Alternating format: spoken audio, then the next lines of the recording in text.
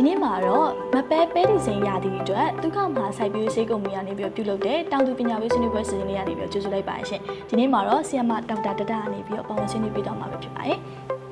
မင်္ဂလာပါဆရာမရှင်မင်္ဂလာပါဟုတ်ကဲ့အခုချိန်မှာပေါ့နော်မပဲဒီဇိန်ရာသီမှာဖောက်မှုကြောက်မှုနဲ့ပတ်သက်လို့ဆောင်ရန်ရှောင်ရန်လေးတတိပြုစရာလေးနဲ့ကာကွယ်နေနိုင်မယ့်ပုံစံလေးပြောပြပေးပါအောင်ရှင်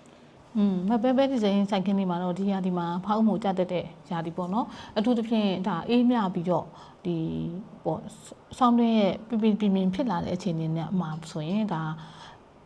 မျိုးစိနှုံထားခက်စိတ်စိုက်ထားပြီးတော့အပင်ကိုဟုန်နေတဲ့အခင်းတွေမှာဆိုရင်ဖောက်မှုကကြတတ်တဲ့အချိန်ဖြစ်ပါတယ်ဟုတ်ကဲ့ရှင်ဒါဆိုရင်ကျမတို့စီမှာဘကိုးရန်ကုန်အေးရောက်တွေလို့ပေါ့နော်ပဲဆိုင်တဲ့တောင်သူတွေပို့တော့နှစ်စဉ်ကြုံတွေ့နေရတဲ့ပြဿနာတွေပဲပေါ့နော်ကြုံတွေ့ရတယ်ဖောက်မှုလည်းလွတ်တဲ့နှစ်ကိုမရှိတဲ့လောက်ပဲဟုတ်ကဲ့ရှင်ဟုတ်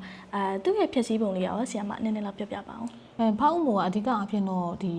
ပင်ကျွင်းပင်ကြံမဟုတ်ပေမဲ့ဒီဖောက်မှုကြောက်ဘူးထားတဲ့စိုက်ခင်းပေးမှရှိတဲ့ဒီမြက်ပေါင်းမြက်တွေပေါ့နော်အဲ့မှာသူကခိုးအောင်ပြီးတော့နေနိုင်တယ်နောက်တစ်ခါကျတော့မျိုးစေ့ဆောင်အနေနဲ့လည်းသူကပါလာတတ်တယ်ဆိုတော့ကျတော့ဒီ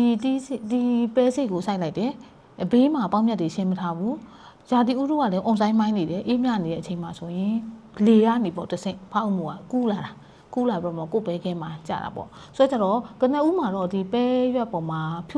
အဖြူကွက်ကလေးတွေစပြီးတော့တွေ့တာအဲဒါကြောင့်မို့လဲဖားဥမှုလို့ခေါ်တာပေါ့ဖားဥတက်တယ်ဆိုတဲ့ပုံမျိုးပေါ့နော်သူကနေပေါ့တဖြည်းဖြည်းယောဂက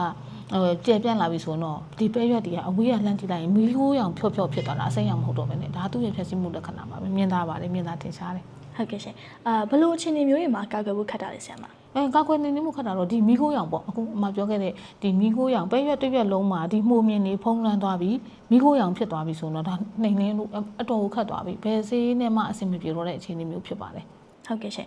ဒါဆိုလို့ရှိရင်ဖောက်မှုအတွက်ဆိုလို့ရှိရင်တော့အစောပိုင်းကာလမှာဆေးသုံးပြတာတော့ပိုထိရောက်နေတာပေါ့နော်ဟုတ်ဘယ်လိုမျိုးလေးနေနေရမယ်ဘယ်လိုဆေးလေးတွေသုံးရမလဲဆိုတာကိုပြောပြပေးပါအောင်ရှင်ဖောက်မှုအတွက်ဆိုရင်တော့အစောပိုင်းအရေးကြီးတဲ့အချက်ကကြတော့တို့တွေမျိုးစေ့နှုံထားပေါ့တောင်သူကစိတ်ပူပြီးတော့မျိုးစေ့နှုံထားအများကြီးကျဲတာပေါ့အဲ့လိုမျိုးဆိုအပင်ဥယျာဉ်ပြည့်ကျက်ညက်မနေအောင်လို့စိုက်ဖို့လိုတယ်နောက်တစ်ချက်ကျတော့ဒီရွက်ဖြန်းအားစေးတွေကိုအလွန်ကျွံသုံးပြီးတော့အပင်ဟုန်နေတာမျိုးပေါ့နော်ဒီလိုမျိုးမဖြစ်စေဘဲနဲ့တင့်လျောက်ပတ်တဲ့အပင်ကြီးထွားဖြစ်ထွန်းမှုဖြစ်အောင်လို့ဆောင်ရွက်တာအရေးကြီးတယ်ဒီလိုမှမဟုတ်ဘဲနဲ့သူစိုက်ထားပြီးဖောက်မှုစပြီးတော့ကြာလာပြီပေါ့နော်ရခင်နှစ်ကလည်းကြာဘူးလေဆိုတော့အစောပိုင်းကာလမှာကြိုတင်ကာကွယ်ဖို့ဆိုရင်တော့ဆာလ်ဖာဆေးပေါ့နော်ညီမလေးတို့စီမှာဒုက္ခဆာလ်ဖာရှိတယ်ဒီဆေးကိုကြိုတင်ကာကွယ်တဲ့အနေနဲ့သုံးထားဖို့လိုတယ်အကယ်၍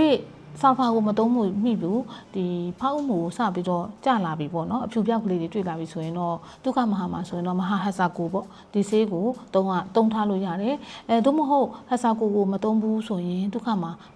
ဟာမှာနောက်ထပ်ဆေးတစ်မျိုးရှိသေးတယ်အဲ့ဒါမဟာစပယ်ရှယ်အေဇိုတိုင်းဖန်တို့အတွဲပေါ့ဒီဆေးကိုဒီပဲရာဒီ